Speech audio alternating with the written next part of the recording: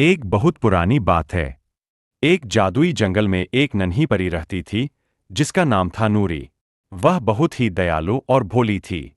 नूरी के पास एक जादुई छड़ी थी, जिससे वह अच्छी अच्छी बातें करती थी, जैसे रंगीन। एक दिन नूरी अपनी जादुई छड़ी से आसमान में उड़ रही थी। उसने देखा कि जंगल में बहुत गर्मी हो गई है और सारे फूल पत्ते मुरझा रहे हैं। जानवर भी प्यासे थे। नूरी को बहुत बुरा लगा। वह सोच में पड़ गई कि क्या करे। अचानक नूरी को एक बूढ़ा बरगद का पेड़ मिला। वह भी गर्मी से बेहाल था। नूरी ने उससे पूछा, बाबा बरगद, क्या हुआ? आप इतने दुखी क्यों हैं? बाबा बरगद ने कहा, नन्ही परी, इस जंगल में बहुत दिनों से बारिश नहीं हुई है। इसी वजह से सब कुछ सूख रहा है। नूरी ने सोचा कि वह अपनी जादुई छड़ी से बारिश कर सकती है।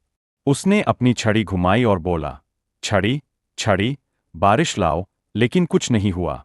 उसने एक बार और कोशिश की, पर फिर भी कुछ नहीं हुआ। नूरी परेशान हो गई।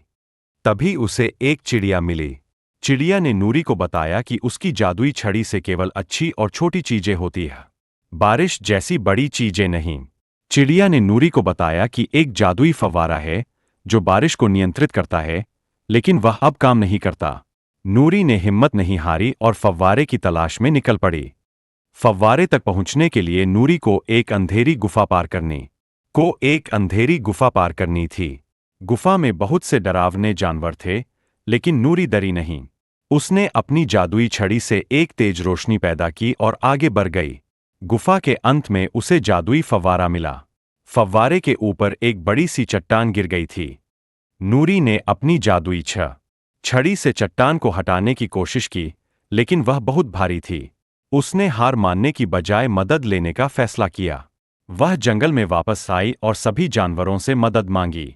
सभी जानवरों ने मिलकर जोर लगाया और आखिरकार चट्टान को हटा दिया।